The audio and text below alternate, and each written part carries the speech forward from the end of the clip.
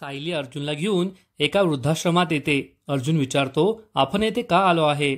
सायली त्याला सांगते, तुम्हाला काहीतरी दाखवायचंय म्हणून.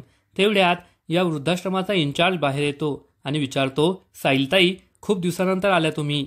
सायली सांगते, वेळच नव्हता. आज नाना काकाचा वाढदिवस आहे ना, म्हणून आले. मी त्यांच्यासाठी गिफ्ट आणलंय, त्यांना द्या. हा इन्चार्ज आतमध्ये निघून जातो आणि सर्वांना म्हणतो, चला आता वाढदिवस साजरा करायचा आहे. वृद्धाश्रमातील सगळी वृद्ध मंडळी नाना काकाच्या वाढदिवसाची तयारी करत असतात. अर्जुन विचारतो, आपण येथे का आलोय? सायली सांगते, तुम्हाला काहीतरी दाखवायचंय. ही सगळी माणसं पाहिलीत का?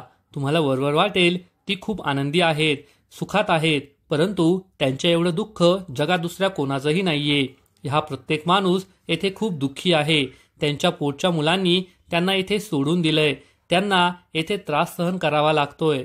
हे नाना काका आहेत ना, त्यांना त्यांचा मुलगा येथे सोडून गेलाय. नाना काकाचा वाढदिवस सगळे साजरा करत असतात. तेव्हा नाना काका म्हणतात की मी माझ्या मुलांना लहानचं मोठं केलं, त्यांचे वाढदिवस साजरे केले, परंतु आज माझा वाढदिवस आहे हे त्यांच्या लक्षातही नसेल. हे ऐकून सायली आणि अर्जुनला वाईट वाटतं. सायली म्हणते, येथे जितकी माणसं आहेत तितक्या माणसांना त्यांच्या मुलांनी तुम्ही आमच्यावर ओझं आहात, खायला एक तोंड नको असं म्हणून हाकलून दिलंय, येथे पाठवून दिलंय.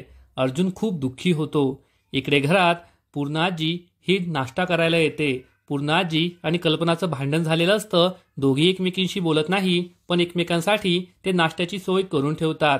हे पाहून घरातील सगळे त्यांच्यावर हसतात. इकडे चैतन्य काहीतरी विचार करत असतो. साक्षी तेथे येते आणि विचारते की काय झालं. तर चैतन्य म्हणतो की मला रविराज सरांनी मोठी ऑफर दिली आहे, परंतु अर्जुन विरुद्ध मला लढावं लागेल आणि मला ते नाही करायचंय. साक्षी चैतन्याला समजावून सांगते, आता अर्जुन काय फक्त एकच केस लढत नाहीये ना, अशा अनेक केस तो लढतोय, अनेक फर्म त्याच्या विरुद्ध लढताय. म्हणजे तू कुठेच काम करणार नाहीस का? तू अर्जुन विरुद्ध लढू नको, परंतु रविराज सरांची फर्म जॉईन कर. ही कल्पना चैतन्याला खूप आवडते आणि तो म्हणतो, खरंच तुझ्याशी बोलल्याने माझे सगळे प्रॉब्लेम सॉल्व्ह होतात. आणि तो साक्षीला थँक्यू म्हणतो. साक्षीही खुश होते. इकडे महिपत हा काही माणसांना बोलवतो आणि सांगतो की औषधाचा ट्रक निघाला की त्याच्यामध्ये ड्रग्ज ठेवायचे. ही माणसं खूप खुश होतात. महिपत त्यांना पैसे देतो. नागराज विचारतो, हे सगळं काय चाललंय? तर महिपत सांगतो, ते तुला आता नाही कळणार, लवकरच कळेल. इकडे अर्जुन म्हणतो, मला माहितीये मी माझं दुःख कुरवाळत बसलोय, परंतु चैतन्याने जो विश्वासघात केलाय तो खूप मोठा आहे. तेव्हा सायली त्याला समजावून सांगते, या लोकांच्या मुलांनी त्यांच्याबरोबर जो विश्वासघात केलाय ना, त्यापेक्षा मोठं नाहीये. आणि आता बस झालं तुमचं दुःख कुरवाळणं. चला आता आपलं काहीतरी करायचंय, मारामारी करायची. असं म्हणून ती अर्जुनला चहाच्या टपरीवर घेऊन जाते. तेथे चहा आणि कॉफी मिक्स मारामारी त्याला पाजते आणि म्हणते, चैतन्य सरांनी मला याबद्दल सांगितलंय. अर्जुनला चैतन्याची अजूनच आठवण येते.